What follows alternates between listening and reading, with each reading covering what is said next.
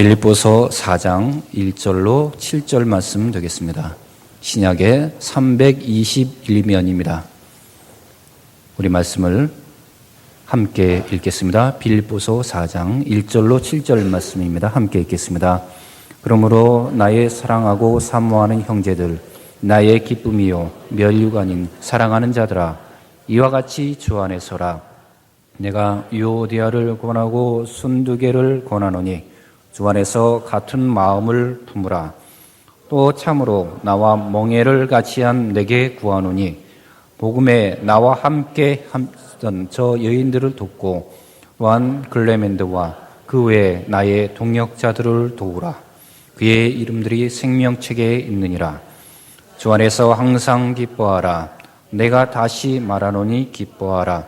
너희 관용을 모든 사람에게 알게 하라. 주께서 가까우시니라. 아무것도 염려하지 말고 다만 모든 일에 기도와 간구로 너희 구할 것을 감사함으로 하나님께 아뢰라. 그리하면 모든 지각에 뛰어난 하나님의 평강이 그리스도 예수 안에서 너희 마음과 생각을 지키시리라. 아멘. 기쁨을 누리는 공동체란 제목으로 목사님의 말씀 선포가 있겠습니다.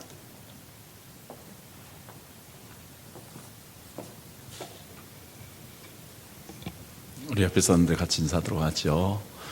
주 안에서 행복을 누리시기를 축원합니다.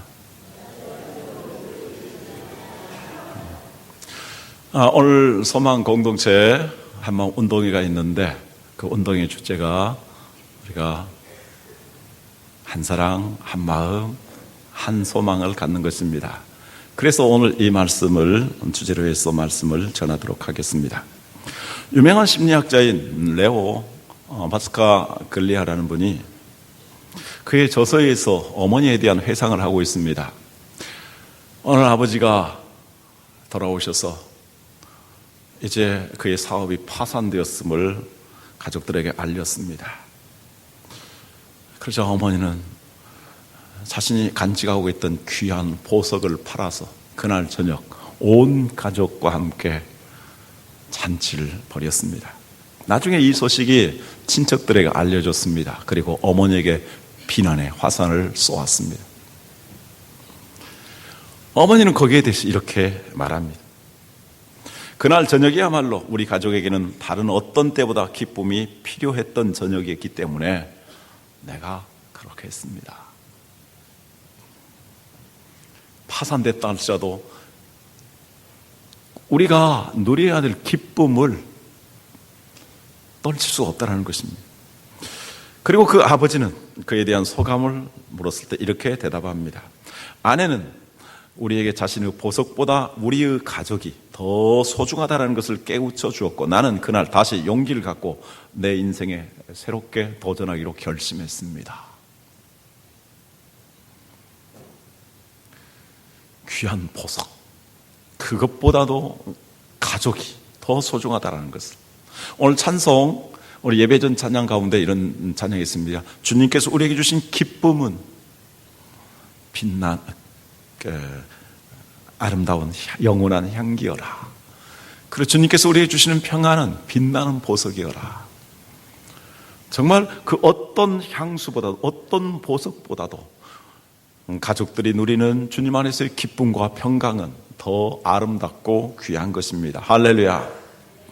우리가 인생을 살아가면서 기쁨이 참 중요하다는 것을 깨닫습니다. 기쁨이 없이는 행복이 없으니, 기쁨이 없이는 소망이 없으니, 기쁨이 없이는 건강을 누리기도 어렵습니다. 그런데 우리에게 정말 필요한 기쁨은 일순간에 있다가 사라지는 그러한 세상적인 쾌락적인 그러한 향락이 아니라 우리 마음속에서 영원히 샘솟는, 그리고 오래도록 지속되는, 그리고 영원히 이어지는 그러한 기쁨이 정말 절실합니다. 내 마음속에 있는 참된 평안은 누구도 앗아갈 수 없네. 이러한 마음 깊은 곳에서 은근하게 그리고 지속적으로 그리고 영원토록 우러나오는 그러한 기쁨, 평강이 우리에게 필요한 것입니다. 예수님 우리에게 그러한 기쁨을 주기를 원하셨습니다. 요한복음 15장 11절 말씀 같이 읽도록 하겠습니다. 내가 이것을 너에게 이름은 내 기쁨이 너희 안에 있어 너희 기쁨을 충만하게 하려 함이라.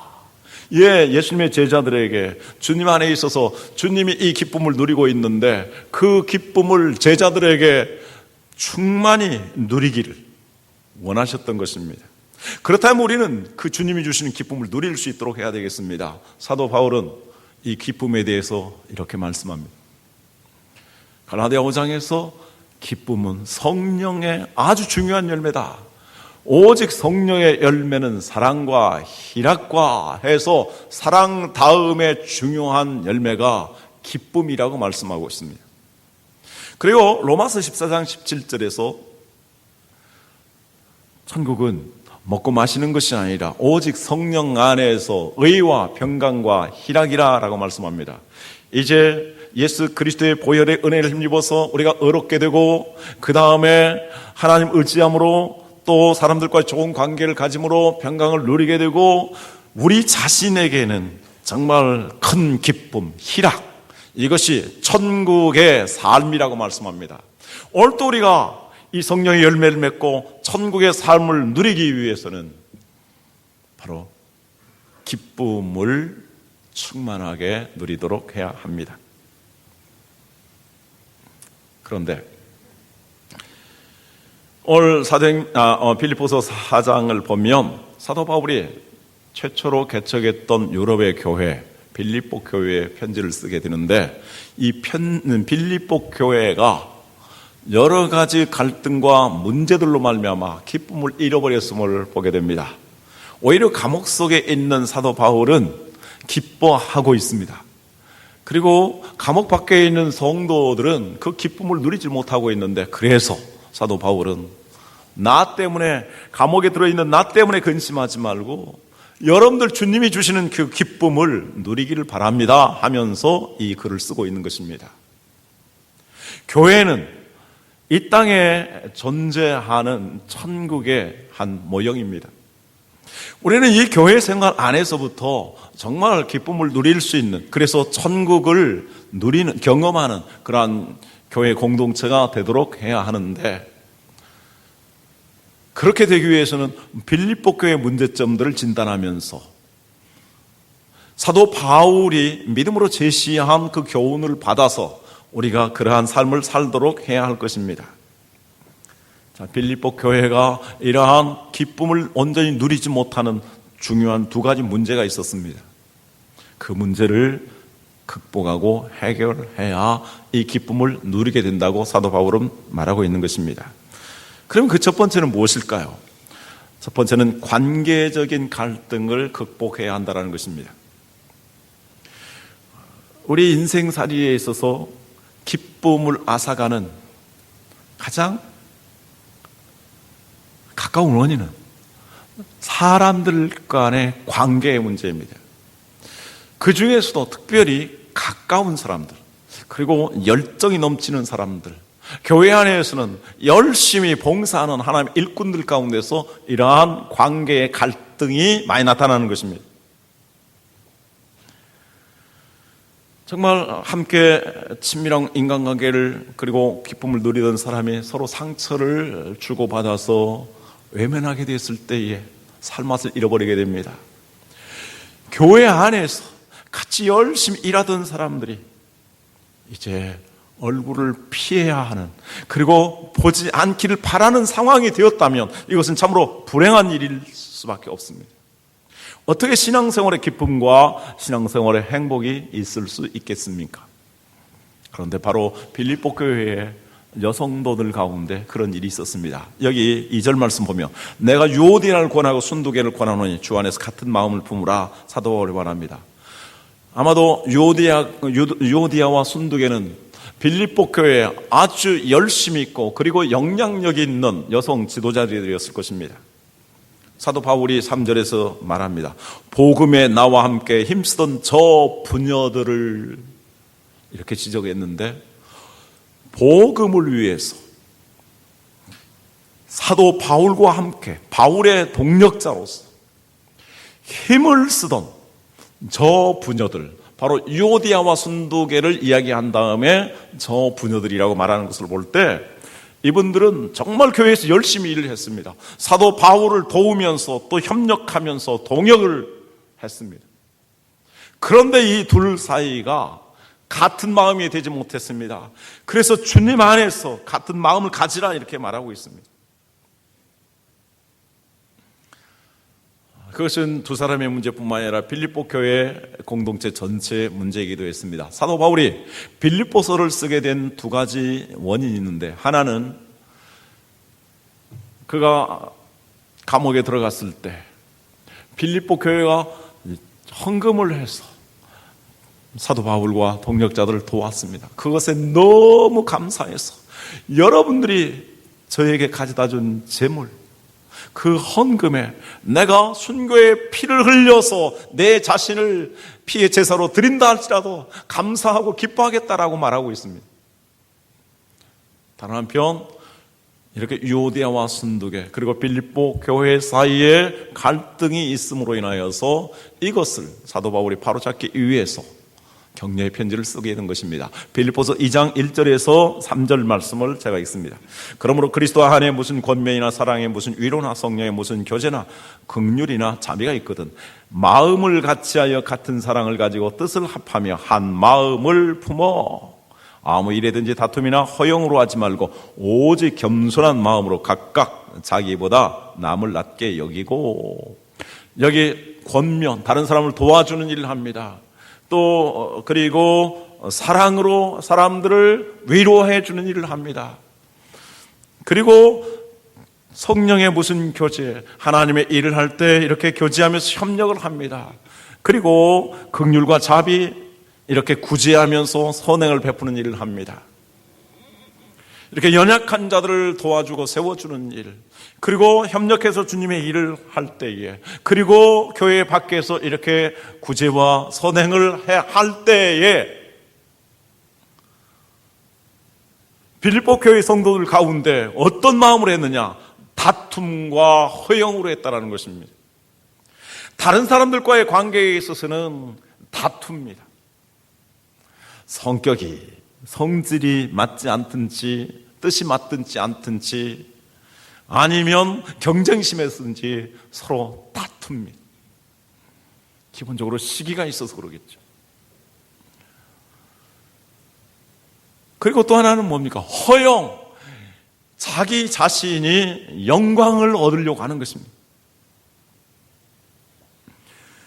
교회에서 열심히 일하는 사람들이 이렇게 다툴 수 있는 것이고 허영으로 일할 수 있다는 것을 지적하고 있습니다. 그럼 우리는 어떻게 해야 됩니까?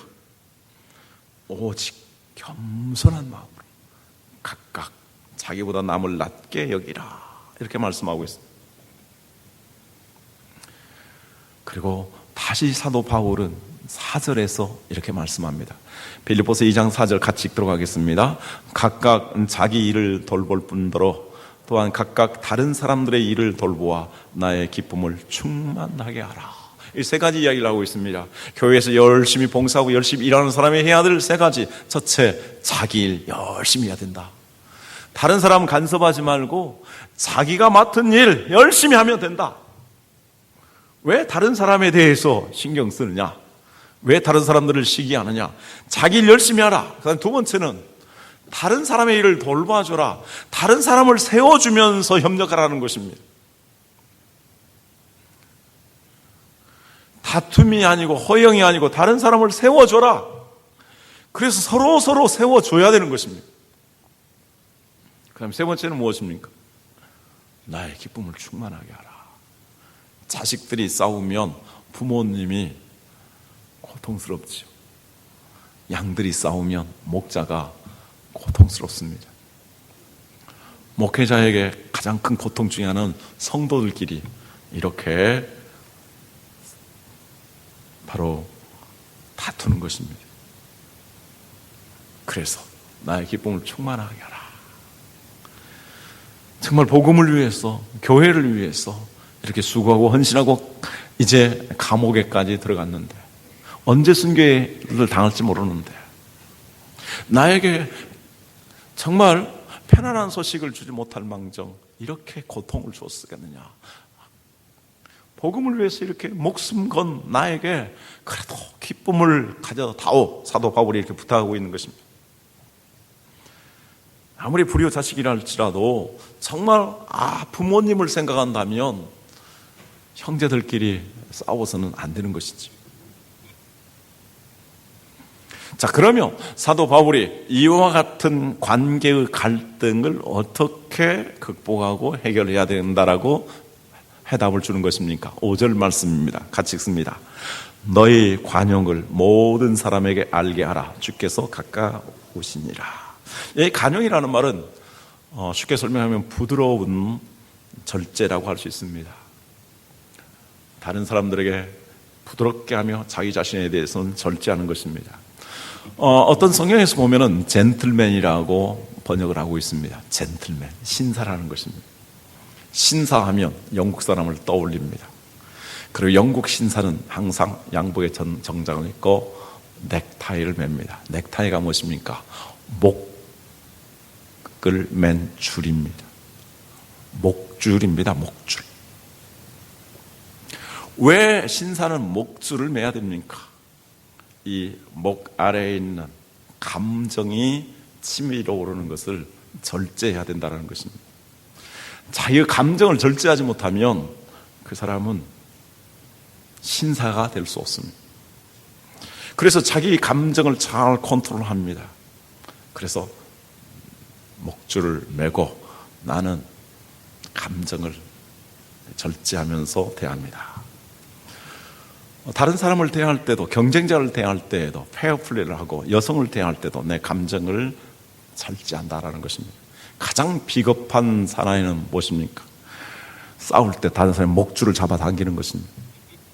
이 목줄 잡아당기는 사람을 죽이는 것입니다. 그래서 신사가 그래서 싸우려면 정정당당하게 싸워야 되는 것이고 이 넥타이를 풀고 싸워야 되는 것입니다.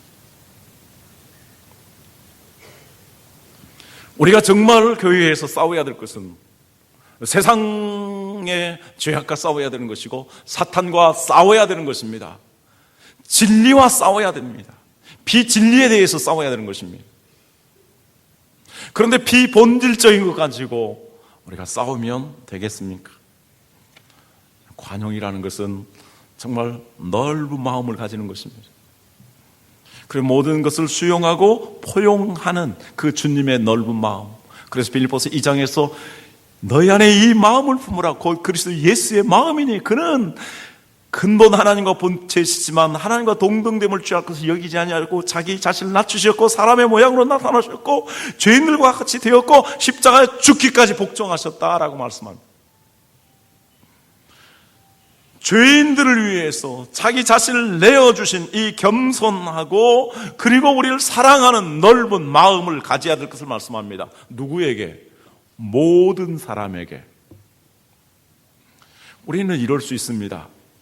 전도할 때 정말 한 사람 영혼을 구원하기 위해서 내 속이라도 빼어주고 싶은 사람이 있습니다. 전도를 열심히 하는 사람은 그런 마음을 가지고 합니다.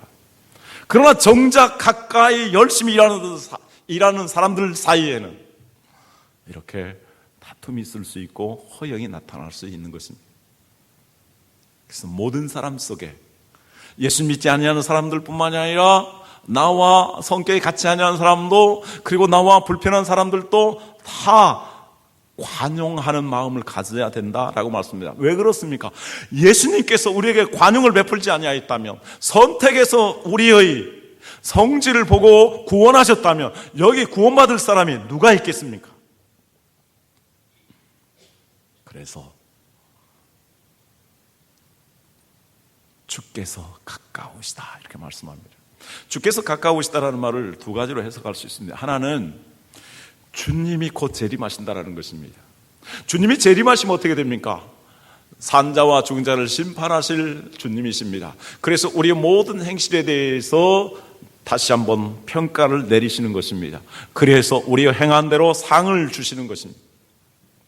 우리가 지옥에 가지는 않지만 그러나 하나님 나라의 상, 하나님 나라의 면류관은 선한 행실을 따라서 주시는데 주님이 우리의 행실에 대해서 심판하실 때에 우리가 열심히 그렇게 수고하고 애를 썼지만 그 속에 다툼이 있었고 허영이 있었다면 그것은 주님의 마음을 갖지 못한 것이기 때문에, 상처와 공동체의 아픔과 지도자의 고통을 준 것이기 때문에 그것은 상이 될 수 없는 것입니다. 책망이 있을 것입니다. 주님이 가까우시기 때문에 주님이 재림하셔서 너를 심판하는 것처럼, 심판을 받는 것처럼 하라라는 것입니다. 그 다음 또 하나는 우리가 언제 죽을지 모르기 때문에, 우리가 언제 재림하신 주님을 맞이합니까? 시간적으로는 주님의 때가 있지만 나 개인적으로는 내가 죽는 그 순간입니다. 내가 죽는 마지막이 주님의 재림을 기다리는 마지막인 것입니다. 그러므로 오늘 내가 죽을 수도 있는데, 오늘 주님 앞에 내가 섰을 때 주님이 나를 판단하신다면 어떻게 생각하실까? 주님의 은혜를, 주님의 사랑을 받은 사람으로, 주님의 용서를 받은 사람으로서 우리가 주님의 마음을 가지고 관용을 베풀어야 된다라는 말씀입니다.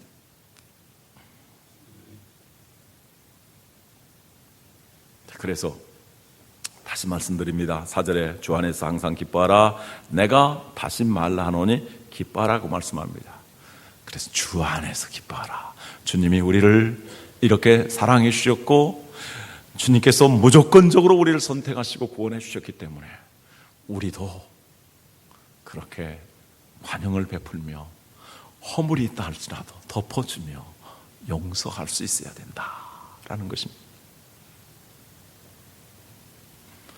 인간관계 훈련에 종사하는 한 그리스도인 전문가가 어떠한 상황 속에서도 인간관계의 갈등을 일으키지 아니하고 생산적인 관계를 이룰 수 있는 이야기를 5가지로 설명을 했습니다. 한번 같이 읽도록 하겠습니다. 첫 번째 같이 읽습니다. 많이 듣고 적게 말하라. 두 번째요, 많이 동의하고 적게 논쟁하라. 세 번째요, 많이 고백하고 적게 비판하라. 네 번째요, 많이 웃고 적게 걱정하라. 다섯 번째요, 많이 주고자 하고 적게 받고자 하라. 우리의 문제는 말을 많이 하고 논쟁을 많이 하고 비판을 많이 하고 걱정을 많이 하고 내가 많이 대접받기를 원하기 때문입니다. 그런 것을 적게 해야 된다.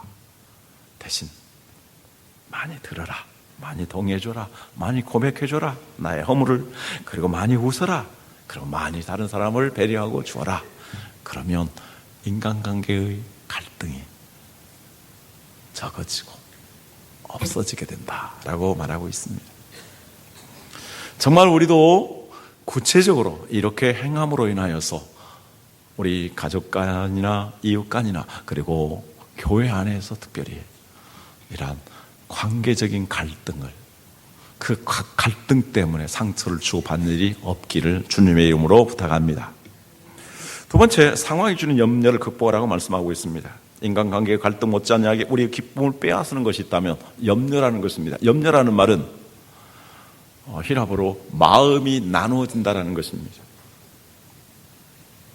한 군데 정하고 집중하지 못하고 양쪽으로 마음이 갈리는 것입니다. 갈팡질팡, 우왕좌왕, 안절부절, 그런 상태가 염려하는 상태입니다. 나눠진 것이지.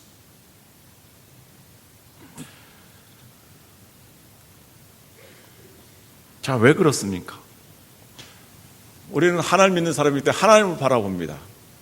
하나님을 바라볼 때는 염려가 없는데 나 자신을 생각하면 걱정이 생깁니다.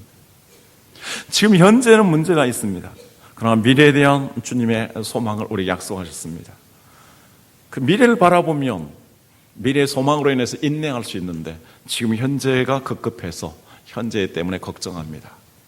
그래서 하나님과 나 사이에, 그리고 오늘과 내일 사이에서 이렇게 마음이 나누어져서 우리 인간은 염려하게 되는 것입니다. 이러한 염려를 극복할 수 있는 것에 대해서 사도 바울은 뭐라고 말씀하고 있습니다. 6절, 7절 같이 읽도록 하겠습니다.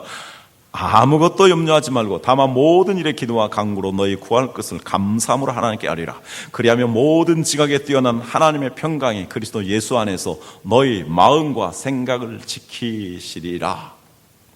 우리는 염려합니다. 인간은 염려하게 되어 있습니다. 염려하지 않는 인간이 어디 있습니까? 인간은 연약하기 때문에, 현실을 살아가기 때문에 다 염려합니다. 저도 염려 무지하게 많이 합니다. 그러나 염려하기 때문에 우리에게 기도하라고 말씀합니다. 염려가 많기 때문에 보통 기도로 안 된다면 간절히 기도하라, 간구하라고 말씀하고 있습니다. 염려할 일이 저에게도 얼마나 많이 있겠습니까? 그 염려할 때마다 제가 체득한 비결이 하나 있습니다. 염려스러운 이야기. 자, 누가 사업이 어려움을 당했다. 지난 월요일날도 우리 성도 가운데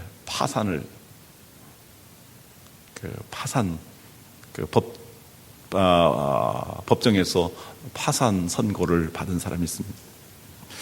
파산 선고를 받게 해달라고 한 2달 전부터 저한테 기도를 부탁했어요. 세상에 파산 선고를 받게 해달라고 기도를 부탁하는데 얼마나 참 가슴이 아픕니까? 근데 차라리 파산이 되어야 새롭게 시작할 수 있다고 합니다. 기도했고, 근데 그 소식을 좀 그날 알려줬으면 얼마나 좋아요. 근데 며칠 후에 알려줘가지고 제가 마음이 놓였지 않습니까? 그런 이야기를 들을 때마다 어떻게 합니까? 주여, 아버지, 그렇게 말합니다. 주여, 아버지 함으로 일단 그 염려를 해결하는 열쇠를 하나님을 붙잡는 것입니다. 그리고 하나님께 맡기는 것입니다. 염려를 주께 맡기라고 말씀합니다. 아버지, 주여, 깊은 숨을 쉬면서 이렇게 토로함으로써 염려에 사로잡히지 아니하고 순간 하나님을 향하고 하나님을 의지하고 신뢰하고 하나님을 기대할 수 있는 것입니다. 우리 하나님은 어떤 분이십니까? 특별한 사람들의 기도만 들어주시는 분이 아니라 우리 모든 소박한 사람들의 진실된 간구를 들어주시는 분입니다. 성경 말씀 야고보서 5장 16절 18절 이렇게 말씀하고 있습니다. 그러므로 너희 죄를 서로 고백하며 병이 낫기를 위하여 서로 기도하라. 의인의 간구는 역사하는 힘이 큼이니라. 엘리야는 우리와 성전이 같은 사람이로되 그가 비가 오지 않기를 간절히 기도한즉 3년 6개월 동안 땅에 비가 오지 아니하고 다시 기도하니 하늘이 비를 주고 땅이 열매를 맺었느니라. 엘리야는 기도하여서 하늘 문이 닫혀서 비가 내려오지 않게 했습니다. 3년 6개월 동안. 엘리야는 7차례 땅에 엎드려서 기도함으로 말미암아 비가 내려오는 하나님의 응답을 받았습니다. 그런데 그 엘리야가 특별한 사람인가? 우리와 성정이 똑같은 사람이라고 말씀합니다. 다만 그는 우상 숭배에 대한 분노하는 마음을 가지고 있었습니다. 하나님을 경외하는 뜨거운 마음을 가지고 있었습니다. 그래서 우상에게 싸움을 걸고 그는 하나님께서 저 바알과 아세라가 구름과 비를 내려다 주는 신이라고 말하는데 하나님, 이 바알과 아세라를 숭배하는 이들에게 하나님이 살아계셔서 그들에게 기도해도 비를 내리지 않는다라는 것을 하나님 비를 주시지 아니함으로써 보여주십시오. 간절히 6개월 동안 기도했는데 6개월 동안 비가 안 왔습니다. 그래서 그는 선포합니다. 앞으로 3년 내가 선고하기까지 비가 오지 않을 것이다. 3년 동안 비가 오지 않았습니다.